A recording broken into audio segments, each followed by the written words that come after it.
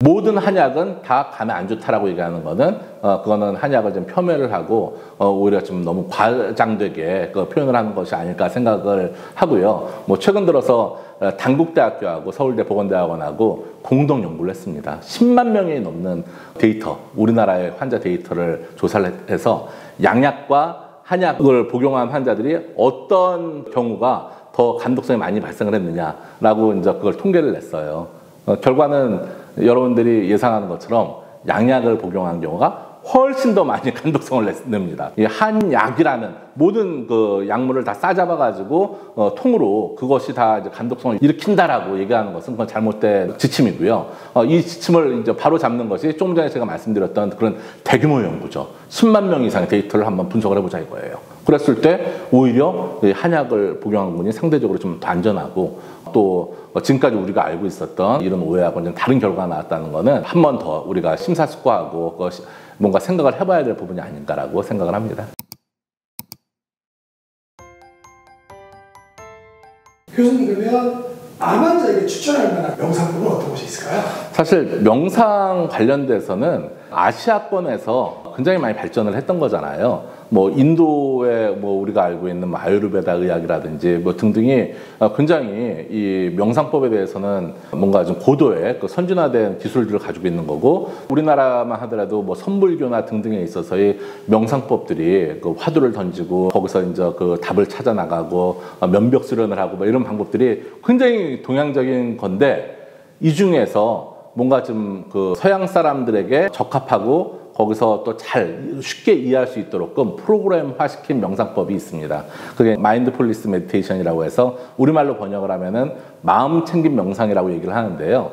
이 마음 챙김 명상이 유명해진 게 왜냐하면은 논문들이 많아요. 아까부터 계속 제가 강조를 하는 게, 근거가 많이 쌓이게 되면은 이 어떤 관행을 깨기가 쉽거든요. 그래서 이 마음챙김 명상을 통한 다양한 그 연구 결과를 통해서 기존의 의료진들도 설득을 할 수가 있고, 환자들도 거기서 이제 어느 정도 수긍을 할 수 있는 방법으로 자리매김을 하는 거죠. 그래서 제이킴 센터에 근무하시는 패트리시아 마킨 아카리 박사님이 계시는데, 이분이 바로 이제 명상의 대가십니다. 명상치료에 있어서의 어떤 과학적인 연구라든지 또 환자들에게 그 프로그램을 개발하는 데 있어서의 그 선구자 역할을 하셨는데, 이분이 그 바로 이제 이 명상치료가 불안이나 우울이나 통증 조절에 굉장히 효과적이다라는 것들을 이 과학적으로 입증해 내 가면서 점차 이 명상이 어떤 하나의 프로토콜로, 암 환자를 위한 통합암 치료의 프로토콜로 자리매김을 할 수 있게끔 만들어 놓으신 대표적인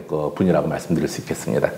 교수님 인터뷰를 하다 보니까 정작 서양학계 선두인 뭐 하버드라든가 이런 데서는 오히려 통합의학적으로 동양의학을 많이 받아들이고 아이들의 우리나라가 좀 아쉬운 점이 좀 있네요, 그죠? 우리나라도 이제 국립암센터를 중심으로 해가지고 통합지지센터를 구축을 해놨어요. 국립대학교를 중심으로 해가지고 그 사업이 현재 시행되고 있습니다. 거기에 대한 필요성을 느끼는 건데, 아쉬운 게 뭐냐면 그 통합암치료의 핵심 기술들이 한약에 많이 있어요. 침치료나 한약이나 뭐 기공이나 뭐 등등의 굉장히 좋은 치료법들이 우리나라는 특히 한의과학을 기반으로 해가지고 많은 연구들을 바탕으로 해가지고 시행할 수 있는 기반이 이루어지고 있는데, 정작 이게 지금 의료 이원화라는 이 시스템 때문에 환자들에게 쉽게 접근이 안 된다는 이런 사실들이 좀 아쉬운 거고요. 제가 이제 좀 실명을 언급을 하자면은 일산 차병원 같은 경우에는 통합암치료센터가 그 안에 있습니다. 그래서 종양내과 전문의하고 한의사들이 같이 근무를 하면서 거기서 서로 토의하고 환자들에게 직접 이런 오늘 제가 말씀드린 것들을 거기서 현장에서 처치를 해나갑니다. 아마 대학병원에서는 처음이라고 얘기할 수가 있고요. 양방 의대 내에서는 거기 이외에도 수많은 또 이제 통합암을 지향하는 여러 병원들이 점점 늘어나고 있는 상황이고, 아마도 그쪽에서 좋은 결과들이 나오다 보면은 결국은 의료장애에 있어가지고 궁극적으로는 이 미래의학의 마지막 부분에 있어서는 종합적인 암치료 또 통합적인 암치료 쪽으로 확산이 되지 않을까 이렇게 예상을 합니다. 네, 교수님.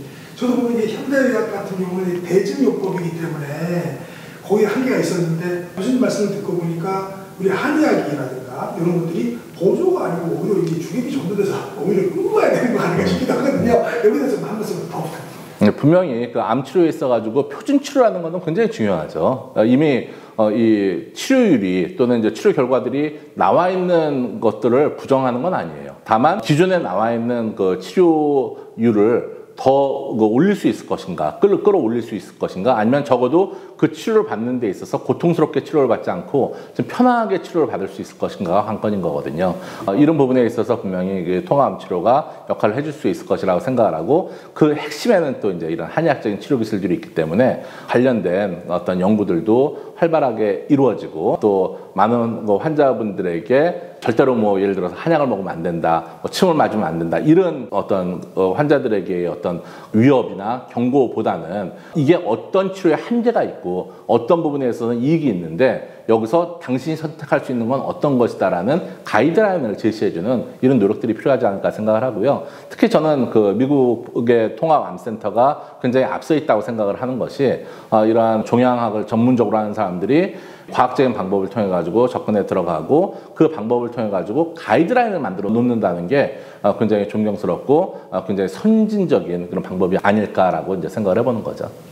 교수님 또 하나 더 특히 오해하고 있는 부분이 있는 것 같은데, 보니까 한약이 간에 좀 부담을 준다, 그런 또 얘기가 있더라고요. 그건 어떻게? 네, 모든 어떤 그 약물들은 뭐 간에 당연히 부담을 줄 수가 있는 거고요. 과연 이 모든 한약이 다 간에 부담을 주느냐라고 얘기를 한다면 그건 아니거든요. 분명히 어떤 일정 부분의 한약이 간에 부담을 줄 수도 있고, 또 특히 독한 그 약물을 사용했을 때, 뭐 항암제가 일반적으로는 그 부담을 많이 줄 수밖에 없는 독성이 있는 약물이니까 여기에 어떤 다른 약을 추가적으로 사용한다는 것은 분명히 좀 부담스러울 수밖에 없어요. 하지만 그러면은 어떤 약을 어떻게 사용했을 때 어떤 상승 효과가 나고 어떤 하강 효과가 나는지를 연구하는 게 급선무이지, 모든 한약은 다 간에 안 좋다라고 얘기하는 거는 그거는 한약을 좀 폄훼를 하고 오히려 좀 너무 과장되게 그 표현을 하는 것이 아닐까 생각을 하고요. 뭐 최근 들어서 단국대학교하고 서울대 보건대학원하고 공동 연구를 했습니다. 10만 명이 넘는 데이터, 우리나라의 환자 데이터를 조사를 해서 양약과 한약을 복용한 환자들이 어떤 경우가 더 간독성이 많이 발생을 했느냐라고 이제 그걸 통계를 냈어요. 결과는 여러분들이 예상하는 것처럼 양약을 복용한 경우가 훨씬 더 많이 간독성을 냅니다. 이 한약이라는 모든 그 약물을 다 싸잡아가지고 통으로 그것이 다 이제 간독성을 일으킨다라고 얘기하는 것은 그건 잘못된 지침이고요. 이 지침을 이제 바로 잡는 것이 조금 전에 제가 말씀드렸던 그런 대규모 연구죠. 10만 명 이상의 데이터를 한번 분석을 해보자 이거예요. 그랬을 때 오히려 한약을 복용한 분이 상대적으로 좀 더 안전하고, 또 지금까지 우리가 알고 있었던 이런 오해하고는 좀 다른 결과가 나왔다는 것은 한 번 더 우리가 심사숙고하고 뭔가 생각을 해봐야 될 부분이 아닌가라고 생각을 합니다.